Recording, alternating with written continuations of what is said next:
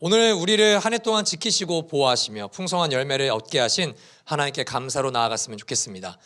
인간적인 시선으로 봤을 때는요, 지금 우리가 살아가는 우리 대한민국 전 세계적으로 마찬가지이지 않을까 싶은데, 삼고 시대라고 하잖아요. 고물가, 고금리, 고환율 시대에 사실 우리가 일상 속에서 감사할 게 점점 늘어나기보다는 좀 줄어드는 게 현실인 것 같습니다.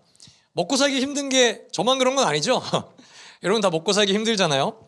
감사보다는 사실 현실에 대한 한탄이나 미래에 대한 염려가 우리 머릿속과 우리 마음을 가득 채울 때가 많습니다.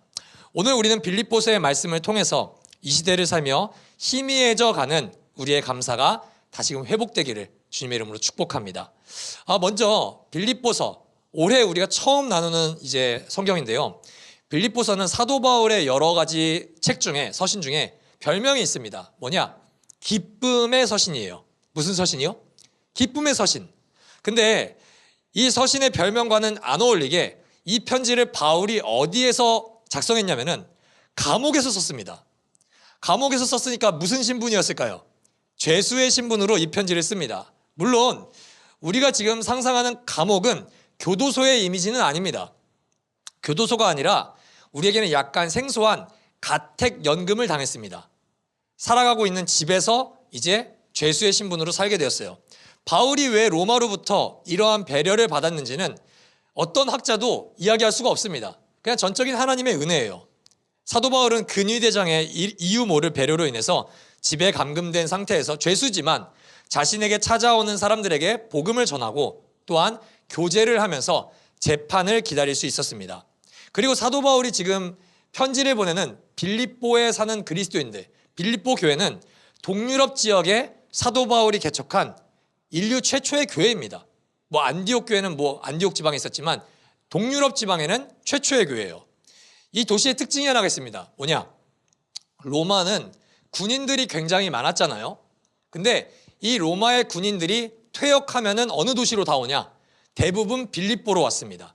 그러니까 이 도시에 사는 사람들은 퇴역 군인들이 많았어요. 자, 로마의 군인이었던 사람들이 은퇴를 하고 이 도시에 거주하는 사람들이 많았다면 이 도시의 사람들은 로마에 대한 충성심이 적었을까요? 넘쳤을까요? 넘쳤습니다. 로마의 한마디면 언제든지 다시금 복장을 갖추고 전쟁에 나갈 준비를 하는 사람들로 가득 찬 도시가 바로 빌립보였다. 그런 도시 속에서 바울이 예수 그리스도라는 복음을 증거할 때 이 도시의 분위기가 어땠을까요? 여러분, 로마의 군인들은 당연한 거지만 카이사르가 나의 주시다 라는 고백을 삶의 모토로 사는 사람들이다. 로마의 황제가 나의 주님입니다 라는 고백을 품고 사는 사람들에게 그리스도를 증거하는 바울, 그리고 그 복음을 믿는 빌립보 신자들은 도시 속에서 사실 엄청난 박해를 당해야 했습니다. 근데 지금 바울이 그들에게 빌립보서에서 가장 많이 선포하는 단어가 무엇이라고요? 기쁨. 기뻐하십시오. 오늘 박해를 받을 텐데, 오늘 어떻게 보면 재산을 몰수당할 수 있을 텐데, 오늘 예수 믿는 것 때문에 나처럼 가택연금 혹은 감옥에서 재판을 기다릴 수 있을 성도들에게 바울은 빌립보서에서 무려 16번이나 기쁨을 선포합니다. 여러분, 빌립보서는요, 읽는데 거의 5분? 아무리 많이 잡아봐야 10분이면 다 읽습니다. 오늘 우리가 읽은 4장이 마지막 장입니다. 근데 이 짧은 서신에서 16번이나 기쁨이라는 단어를 선언합니다. 여러분, 사도 바울이 지금 재판을 기다리고 있다 그랬잖아요. 이 재판은 민사재판이 아닙니다. 누군가에게 상해를 입혀서 손해배상 이런 재판이 아니라 이 재판은 사도 바울의 목숨을 앞두고 있는 겁니다. 너 지금 신성모독죄야. 신성모독죄는 사형이야. 이렇게 판결을 당할지도 모르는 재판을 앞두고 있는데 사도 바울은 지금 자신이 먼저 기쁨을 누리고 있다.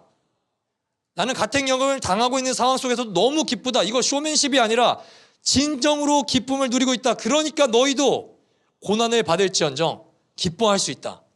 이것을 선언하고 있습니다. 여러분, 이게 마음에 와닿습니까? 솔직히. 이런 가운데 기쁨을 선포하고 기쁨을 전하는 것은 우리의 상식을 좀 벗어나지 않습니까? 우리의 생각에 우리가 기쁨을 누리는 조건은 뭡니까? 내가 예수를 믿었으니까 다른 사람들은 다 경제 위기라고 하는 일상 속에서 나만큼은 불안하지 않고 나만큼은 두려워하지 않고 그리고 예수를 믿었기에 내 주변 사람들의 비그리스도인들보다 내가 하는 일이 더 잘 되고 100명의 사람 중에 99명이 안 된다면 이 개척교회를 섬기는 나만큼은 좀 잘 돼야 되는 게 아닌가. 그래야지 하나님께 내가 기쁨을 돌리고 영광을 돌리고 감사를 돌리는 거 아닐까. 그래야 하나님께 찬송할 수 있는 게 아닐까. 이게 어떻게 보면 인간의 기본적인 상식입니다. 내가 잘 돼야죠. 예수를 안 믿는 사람보다는, 교회를 안 다니는 사람보다는, 지금 예배 시간에 자빠져 자는 사람보다는, 헌금을 안 하는 사람보다는 내가 잘 돼야 된다는 게 여러분 조금 좀 계산적으로 생각했을 때 하나님이 나에게 그런 일들을 이루어 주셔야 되는 거 아닙니까? 그런데 지금 사도 바울은 우리가 읽는 빌립보서에서 우리의 외적인 어떤 환경에 따라 자신은 감사하고 있다고 이야기하지 않습니다. 지금 바울이 이 빌립보서라는 편지를 누구에게 전달하냐면요, 에바브로디도라는 사람에게 전달합니다. 이 사람이 왜 찾아왔냐? 빌립보 교인들이 사도 바울이 너무 안 된 거예요. 그냥 가택연금 당해서 이 사람 생활비도 없을 텐데 참 불쌍하다, 딱하다. 그래서 우리로 따지면 뭐라고 해야 될까요? 영치금? 교도소에서 그 용돈 주는 거 있잖아요. 그거를 모아가지고 주러 온 겁니다. 에바브로디도가. 근데 사도 바울이 에바브로디도한테 이런 얘기를 하지 않습니다. 야, 돈 줘서 고맙다. 물론 고맙다고는 해요. 근데 야, 너무 기쁘다. 이게 얼마냐? 야, 나 너무 기쁘다. 감옥에 썩을 뻔했는데 나는 그나마 집에서 있다. 너네 좀만 더 기도해줘라. 내가 나가면 더 기뻐할 것 같다. 이렇게 이야기하지 않습니다. 심지어 사도 바울이 이 빌립보서라는 서신 속에서 내가 죽을 수 있어. 너네한테 보내는 편지가 마지막일 수 있어. 그러나 나는 그리스도께 속해 있어. 그래서 괜찮아. 물론 내가 너네한테 가는 게 유익이긴 하겠지. 나도 너네를 다시 한번 보고 싶어. 그러나 나는 죽으나 사나 나는 기뻐할 수 있다. 이런 고백을 합니다. 짜증나죠. 우리의 기쁨의 이유를, 감사의 이유를 바울은 외적인 인간적인 환경에서 찾지 않습니다. 하나님에게 찾습니다. 우리를 구원하신 하나님의 은혜, 그리고 우리를 사랑하신 그리스도에게 감사의 조건을 두고 있습니다. 더 나아가 우리에게 일상 속에서 찾아오는 불안한 현실과 모든 근심과 모든 염려를 사도 바울은 하나님 안에서 반드시 해결할 수 있다고까지 선언을 합니다. 자, 빌립보서 4장 6절을 우리 다 같이 한번 읽어보겠습니다. 시작.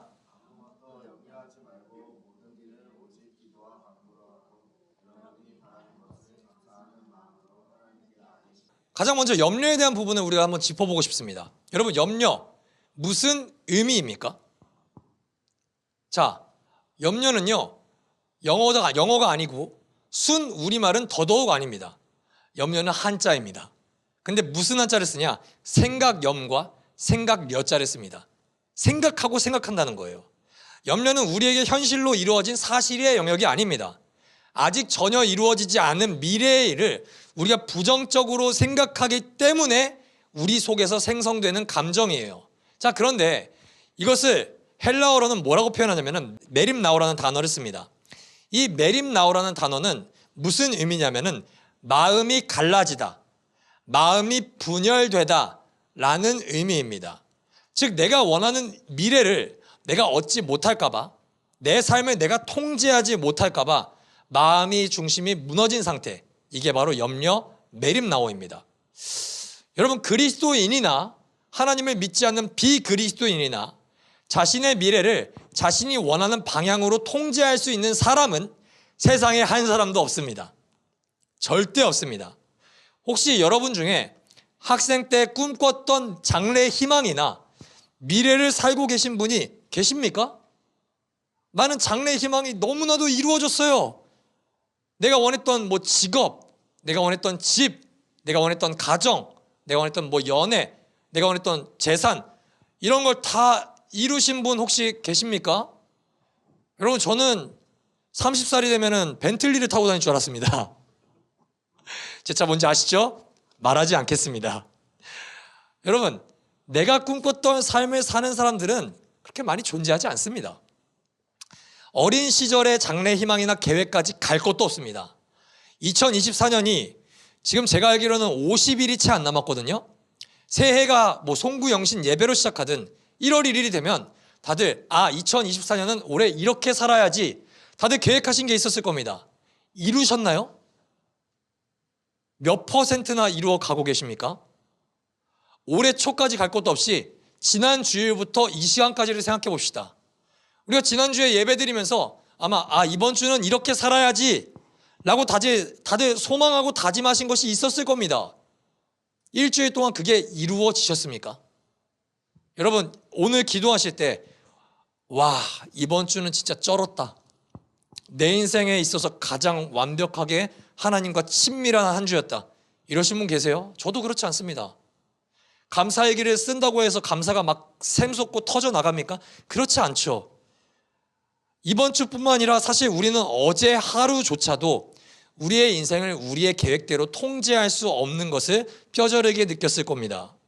인생은 우리의 계획대로 흘러가지 않습니다. 이 말은 인생은 내 손으로 통제할 수가 없습니다. 그래서 사람들은 끊임없이 생각하고 염려합니다.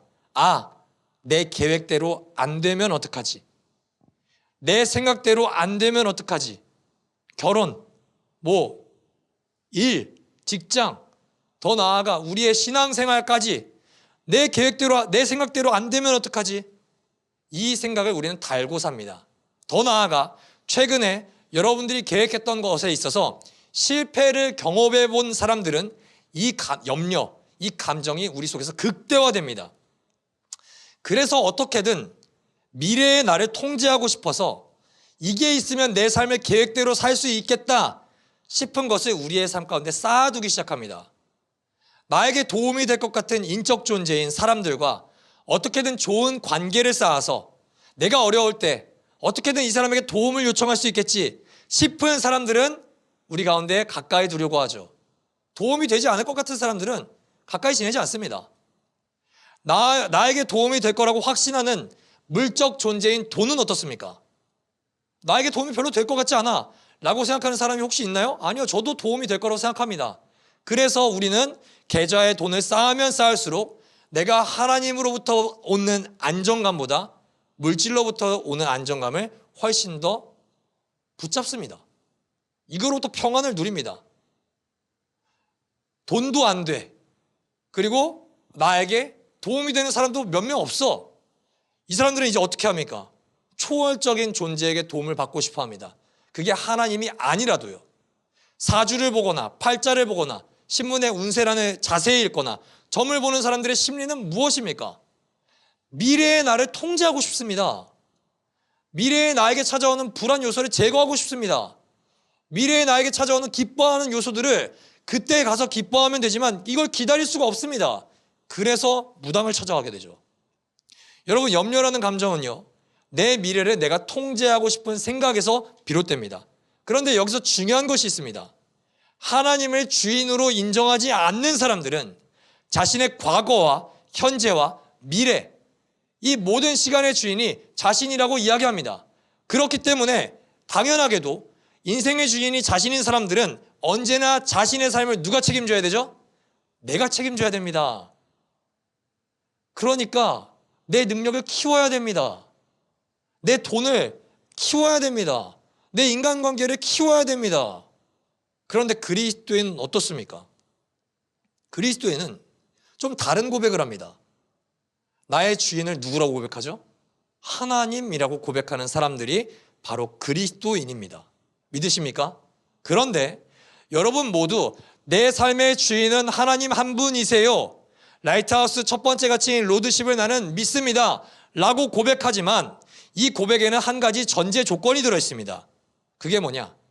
내가 책임질 수 없는 내 인생을 하나님이 책임지신다 라는 신뢰가 있어야 됩니다.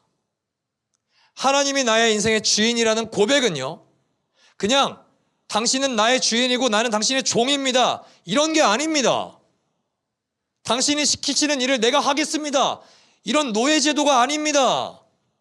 하나님이 나의 주인이시라는 고백은 하나님, 내 인생을 내가 책임질 수 없습니다. 그러나 나를 사랑하시는 하나님은 변함없이 신실하게 나의 인생을 책임지십니다. 라는 신뢰를 담아드리는 고백이에요. 우리가 염려라는 감정에 빠지는 본질적인 이유가 뭔지 아십니까? 사실 하나님이 나의 삶을 책임지신다, 돌보신다, 인도하신다는 신뢰가 어느 순간부터 깨진 겁니다. 내가 하나님을 믿기는 믿는데 내가 계획하는 그림이 나의 삶 가운데 하나님이 이뤄주지 않거든요. 기도를 안 하는 게 아닙니다. 예배에 와서 기도합니다. 말씀 안 읽는 게 아닙니다. 말씀 읽잖아요, 여러분. 근데 항상 그 결론은 누가 정하죠? 내가 정하죠. 이 말씀을 읽고 하나님, 내 인생에 이렇게 되고 싶어요. 기도할 때도 어떻게 기도합니까? 이 말씀의 한 부분만 캡처해서 기도합니다. 내게 능력 주시는 자 안에서 내가 모든 것을 할 수 있습니다. 이거 바로 뒤에 나오는 13절이거든요. 이것만 겁나게 암송합니다. 12절이 뭔지 아십니까? 나는 비천에 처할 줄도 알고 라고 시작합니다. 나는 궁핍에 처할 줄도 알고 굶주릴 줄도 알고 풍족할 수도 있습니다. 일체의 비결을 배웠습니다. 근데 이런 상황은 우리가 기도하지 않죠. 하나님, 나는 배만 부르고 싶어요. 나는 풍성함만 얻고 싶어요. 그렇기 때문에 사도 바울의 기도와 우리가 전적으로 달라지는 것입니다. 사도 바울은 기도를 하면서 평안을 누리는데 우리는 기도를 하면서도 염려합니다. 오스왈드 챔버스라는 목사님이 있습니다. 우리에게는 주님은 나의 최고봉이라는 책으로 가장 알려져 있는 목사님인데, 이 목사님이 이런 이야기를 합니다. 염려하는 것은 하나님의 돌보심에 대한 신뢰의 결핍을 드러내는 것이며 그분에 대한 일종의 무의식적인 모욕이다. 저는 이 문장을 읽으면서 참 많이 찔림을 받았습니다. 오늘 목사님 설교 들으면 참 많이 찔린다고 했는데 저는 오늘 설교를 준비하면서 저부터 많이 찔렸습니다. 하나님을 모욕하고 있는 것 같았어요. 저도 염려가 있습니다. 하나님, 내가 2024년 1월에 내가 기도했던 교회의 모습이 이제 곧 있으면 12월인데 이루어지지 않으면 어떡하죠? 하나님, 홍민기 목사님이 농담 반 진담 반으로 너 빨리 부흥 못하면 서울숲 부교역자로 빨리 돌아와 이랬는데 돌아가야 한다는 겁니까?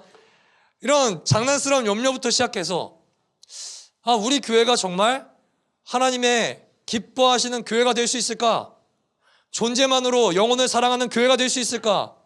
정말 이 일산이라는 도시 속에서 예수 그리스도의 빛을 비추는 공동체로서 우리가 부흥할 수 있을까?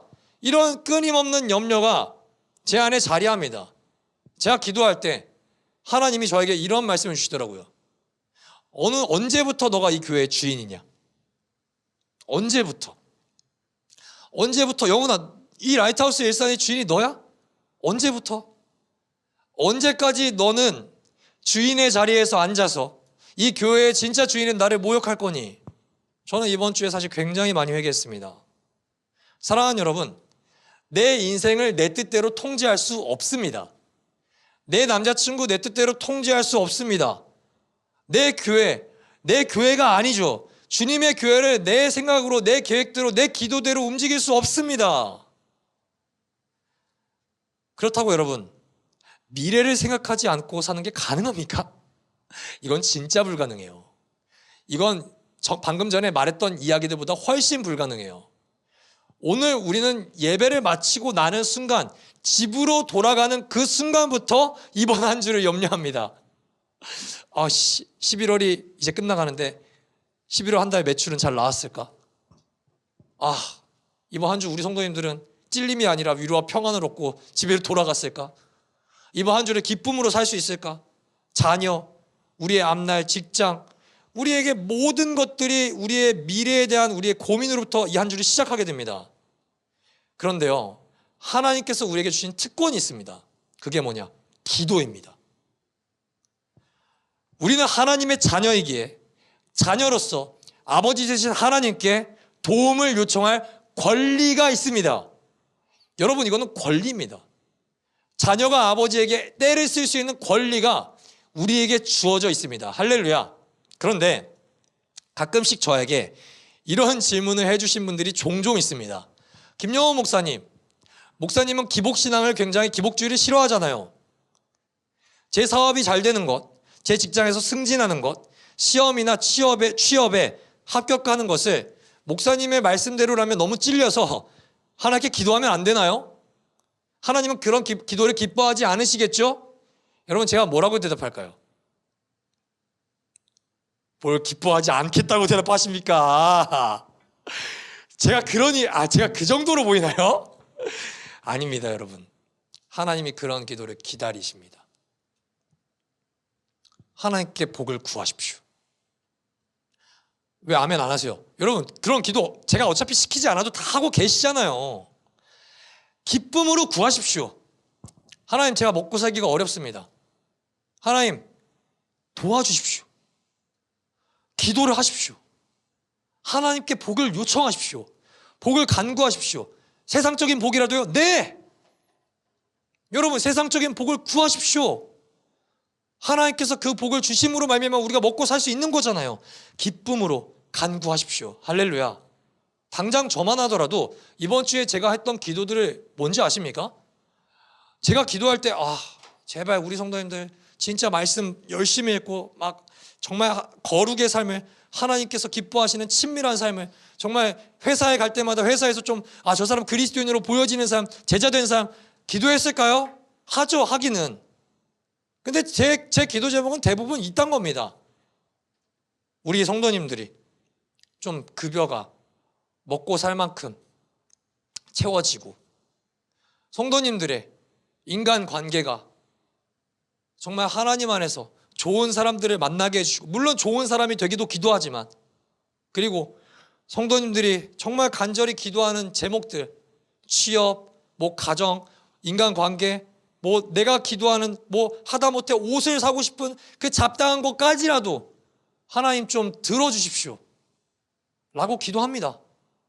솔직하게 기도합니다. 사랑하는 여러분, 그런데 저도 그런 기도를 하고 여러분도 그런 기도를 하겠지만 그 기도 가운데 가장 중요한 게 있습니다. 그게 뭐냐? 감사하는 마음이에요. 제가 정말 좋아하는 시인데요, 여러분들이 이제 집에 가서 한번 이 시를 전체를 다 읽어보셨으면 좋겠습니다. 제가 마지막 연에 있는 한 부분만 발췌해서 왔는데, 김현승 시인의 감사하는 마음이라는 시가 있습니다. 이 시인이 이 시를 이렇게 마칩니다. 다 같이 한번 읽어볼까요? 시작.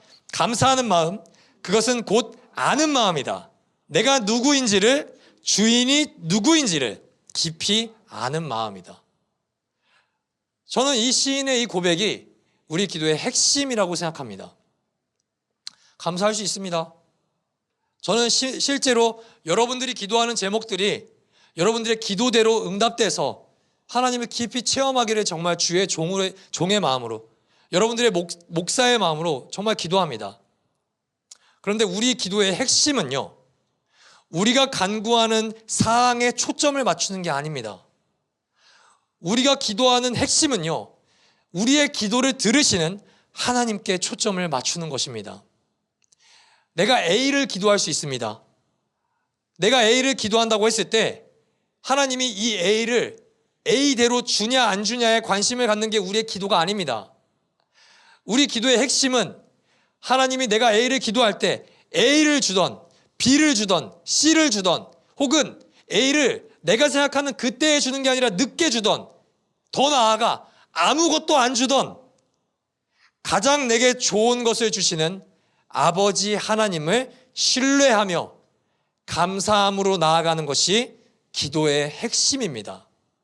사랑하는 여러분, 7절에 가면요, 그 의미가 더 정확하게 나타나 있습니다. 우리 7절을 개역개정 성경으로 한번 읽어보도록 하겠습니다. 시작.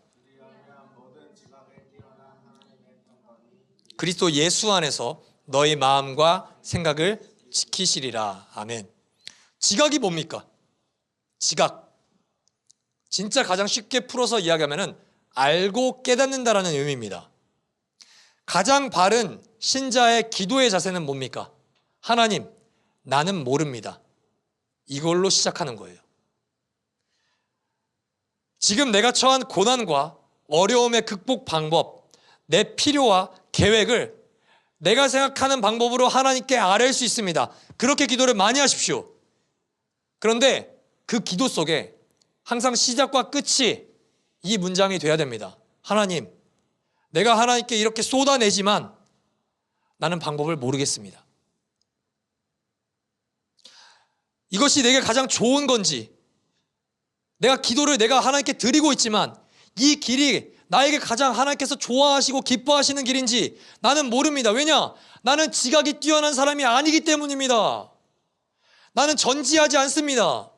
내가 안다고 생각했던 모든 일에서 나는 실패한 경험들이 많습니다. 나는 무너짐을 경험해봤습니다. 그래서 나는 내 삶의 방향을 모릅니다. 그러나 하나님은 전지하시죠. 하나님은 모든 것을 알고 계시는 분입니다. 하나님은 나의 과거도 아시고 나의 현재도 아시고 나의 미래 가운데 나에게 가장 좋은 길이, 최선의 길이, 선한 길이 어떤 길인지를 하나님은 아십니다. 그래서 하나님, 이제 나는 내 계획이 아니라 하나님의 계획을 신뢰합니다. 어떤 것을 주시든지 하나님께서 주시는 것을 내가 신뢰하기에 나의 최선은 그저 하나님께 감사함으로 나아가는 것입니다. 여러분, 이게 우리의 기도가 되기를 주님의 이름으로 축복합니다. 사랑하는 여러분, 이렇게 기도했을 때 기도의 결과가 뭘까요? 막 이렇게 기도하는 사람이 있잖아요. 하나님, 주신 줄 믿고 감사합니다. 많이 해보지 않았습니까? 저 이런 기도 되게 많이 해봤거든요. 안 주던데요. 뒤통수 제대로 때리시던데요. 이런 기도 많이 하잖아요. 목사님이 막 시키잖아요. 에헤이, 이 믿음 없는 성도님, 주실 줄 믿고 감사하지 말고 주신 줄 믿고 감사해야지 주시지. 들어본 적 있지 않습니까? 주신 줄 믿고도 해왔고요, 주실 줄 믿고도 해봤어요. 여러분, 누가 잘못된 거예요? 그 얘기하는 사람이 뻥친 거예요? 하나님이 잘못된 거예요? 그 얘기한 사람이 뻥친 거죠. 근데 뻥치지 않은 한 가지가 있습니다. 감사하라는 거. 감사하라는 거예요. 사도 바울이 4장 6절에서 염려하지 마. 이제 염려 스탑. Don't worry. 무슨 기도 제목과 감사함으로 하나님께 아뢰라. 그러면은 7절에서 우리가 좋아하는 성경 구절은 이런 겁니다. 너가 아무 것에도 염려하지 않고 기도와 간구함으로 감사함으로 하나님께 아뢰. 그러면 하나님이 너 기도대로 응답해 주실 거야. 이게 만약에 7절에 쓰였다면 빌립보서를 가장 많이 암송하는 구절은 제가 확신하건대 13절에 내게 능력 주시는 자 안에서 내가 모든 것을 할 수 있느니라가 아니라 그 구절이었을 겁니다. 그런데 사도 바울은 그런 이야기를 하지 않습니다. 기도해, 기도대로 응답하실 거야가 아니라 결론은 이렇게 맺습니다. 하나님의 평강이 그리스도 예수 안에서 너의 마음과 너의 생각을 지켜주실 거다. 기도의 결론이 뭐라고요? 상황과 환경이 바뀌는 게 아니에요. 나의 마음과 나의 생각을 하나님께서 지켜주신다고요. 할렐루야. 이게 되게 추상적이죠. 제가 추상적인 문장을 되게 짜증나는 걸 여러분들이 아실 것 같아서 제가 한 주 동안 이 구절을 제일 많이 묵상했습니다. 이게 뭔 소리지? 나의 생각과 나의 마음이 지킨다고? 그래서 제가 한 주 동안 기도하면서 나의 마음과 생각을 지키시리라, 이 문장을 저는 이렇게 번역해 봤습니다.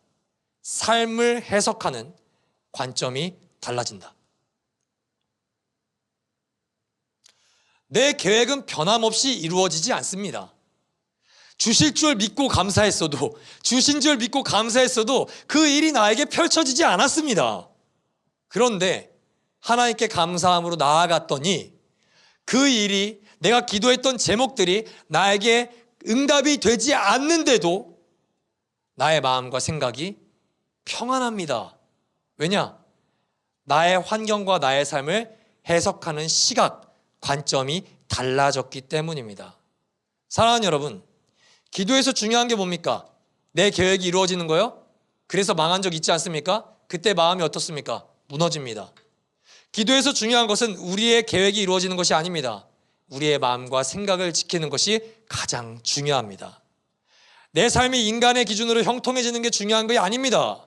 내 삶을 하나님의 은혜로 감사함으로 해석할 수 있는 그 시각이 우리에게 있는 것이 가장 중요합니다. 우리의 기준으로 한번 바울을 볼까요? 바울이 지금 어디에 있다고요? 감옥에 있습니다. 집이라도 감옥이죠. 그러나 하나님께서 주신 이 시간에 대하여 바울의 마음과 생각은 어떻습니까?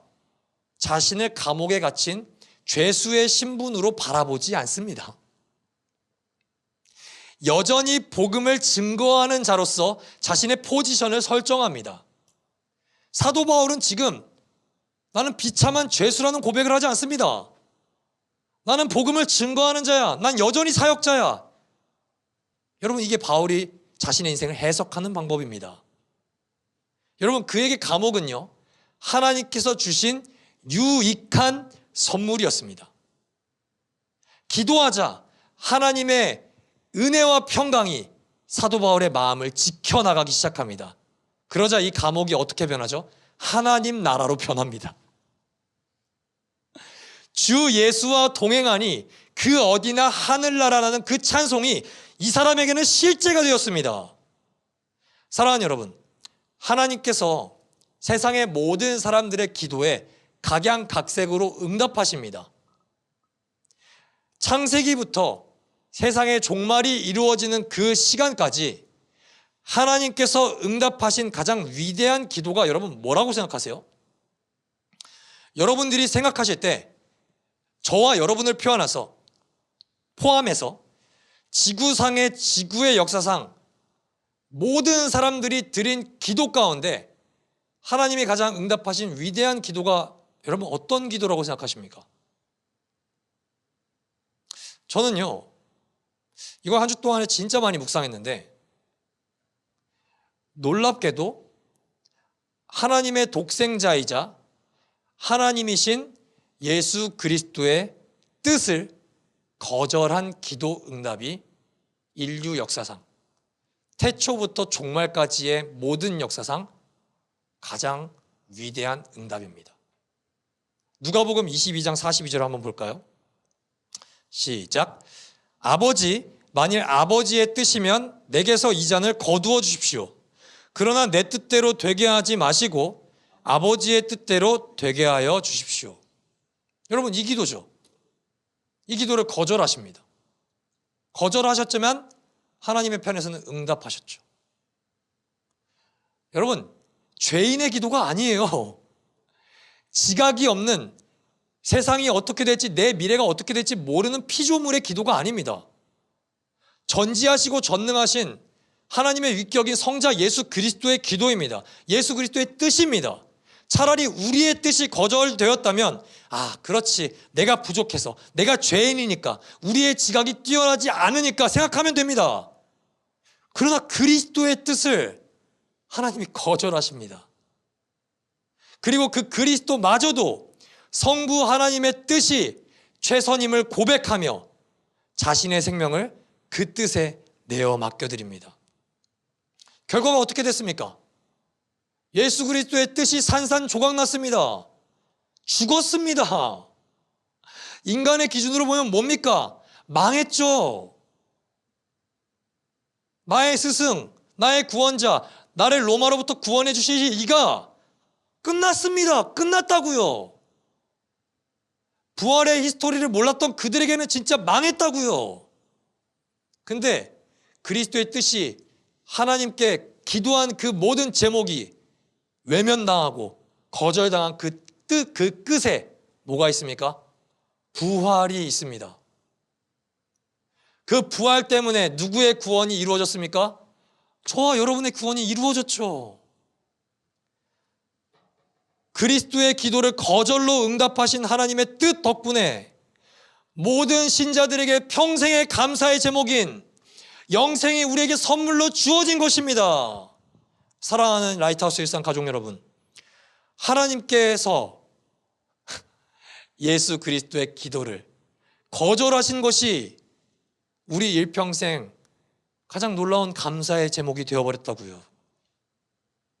이것이 우리의 감사의 제목이 된 사람들은요, 삶의 모든 순간들이 다르게 해석되기 시작합니다.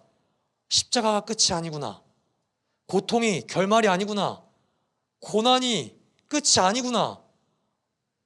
내 생각에는 이것이 마침표인 줄 알았는데 그 끝에 부활이 있네. 부활이 끝인 줄 알았는데 다시 오심이 있네. 영원한 하나님 나라, 슬픔과 좌절이 없는, 고통이, 염려가 없는 그 나라가 우리를 기다리고 있습니다. 여러분, 그것이 우리의 마침표입니다. 십자가에 매달려서 목숨을 잃는 그 순간에도 그리스도는 그 속에서 무엇을 선언하십니까? 다 이루었다. 끝이 아니다. 이건 이룬 것이다. 사도 바울이 감옥에 갇혀도 그 안에서 무엇을 발견합니까? 기쁘다. 감옥은 나를 가두지 못한다. 나는 여기서도 자유하다. 우리는 어떻습니까? 시험에 떨어져도, 매출이 떨어져도, 우리 몸이 아파도, 우리의 관계가 깨어져도 우리의 주인 되시는 아버지 하나님이 우리를 가장 최선의 길로, 기쁨의 길로 반드시 인도하실 것입니다. 할렐루야. 사랑하는 여러분, 말씀을 마치려고 합니다. 로마서 8장 32절 말씀을 우리가 읽고 설교를 정리하도록 하겠습니다. 우리 다 같이 한번 읽어볼까요? 시작. 자기 아들을 아끼지 않으시고 우리 모두를 위하여 내주신 분이 어찌 그 아들과 함께 모든 것을 우리에게 선물로 거저 주시지 않으시겠습니까? 사랑하는 성도 여러분, 성부 하나님의 변하지 않는 사랑이 우리 위에 있습니다. 나의 어떠함 때문이 아닙니다. 나의 공로 때문이 아닙니다. 나의 의로움 때문이 아닙니다. 나의 거룩함 때문이 아닙니다. 우리를 향한 하나님의 사랑은 조건이 없습니다. 내가 자격이 있어서 그 사랑을 받는 것이 아닙니다. 우리를 사랑하기로 작정하신 하나님의, 성부 하나님의 사랑은 여전히 우리 위에 있습니다. 하나님의 독생자 성자 그리스도께서 그의 생명으로 말미암아 우리에게 취소되지 않는 구원을 십자가 위에서 이루셨습니다. 부활로 그것을 입증하셨습니다. 그가 승천하자 이 구원에 대해서 두려워할 그의 제자들과 그의 백성들, 그를 따르는 모든 그리스도인들에게 하나님이 보증하십니다. 무엇을 통해서요? 성령을 통해서요. 우리 안에 성령께서 날마다 우리를 보호하시고 우리의 은혜를 끼치시고 우리를 가르치시고 우리를 인도하십니다. 어디로요? 우리를 사랑해서 우리를 위해서 죽으신 십자가의 자리로요. 삼위일체 하나님의 풍성한 사랑이 우리의 과거에도 있었고요, 지금 별 볼 일 없는 우리에게도 있고요, 더 나아가서 이제 새로 시작하는 한 주가 지난주보다 어쩌면 더 비참할 수도 있는 우리 모두에게 여전히 함께 있습니다. 하나님이 우리의 인생을 책임지십니다. 사랑하는 여러분, 기억하십시오. 시시때때로 삶의 조건의 변화에 따라서 감사를 고백하는 사람은 시시때때로 감사를 잃어버릴 수밖에 없습니다. 그러나 내가 하나님께 받은 것이 무엇인지를 아는 사람, 하나님이 나를 어떤 존재로 대하시고 얼마나 나를 사랑한지를 아는 사람은 일상 속에서 내게 찾아오는 모든 순간들이 얼마나 큰 감사의 제목인지 모릅니다. 왜냐? 하나님이 나와 함께 하시니까요. 우리를 향한 하나님의 사랑과 은혜를 오늘 다시금 발견하기를 원합니다. 우리를 자녀로 삼으셔서 우리의 기도를 들으시기 위해 하나님은 하나님의 친자녀인 예수 그리스도의 기도를 외면하셨습니다. 여러분과 저의 기도를 들으시기 위해서요. 하나밖에 없는 독생자의 기도를 거절하십니다. 왜요? 그 이름으로 기도하는 모든 당신의 백성의 기도를 들으시기 위해서요. 그의 몸과 그의 피를 우리에게 아낌없이 내어주십니다. 그리하여 우리를 모든 인생의 결핍으로부터, 더 나아가 죽음으로부터까지 우리를 해방시켜 주십니다. 이 놀라운 하나님의 사랑에 감사로 경탄으로 반응하는 우리 모두가 되기를 주님의 이름으로 소망합니다. 여러분, 내 뜻대로 되지 않을 수도 있습니다. 괜찮습니다. 하나님의 뜻대로 우리는 빚어져 갑니다. 내 계획대로 되지 않습니다. 괜찮습니다. 하나님의 계획이 여전히 우리 안에 있습니다. 그것을 신뢰하시며 오늘 감사를 선포합시다. 결국 그 감사가 우리의 마음과 생각을 지키시고 모든 지각에 뛰어나신 하나님의 평강이 우리의 삶을 하나님의 관점으로 해석하는 그 은혜 우리에게 선물로 주신 것을 발견하게 되실 것입니다. 2024년 지금까지 지내온 모든 순간이 하나님의 은혜이고 남은 한 달 이 모든 순간이 하나님의 은혜 속에 그리고 감사로 마무리되기를 우리 주 예수 그리스도의 이름으로 축복합니다.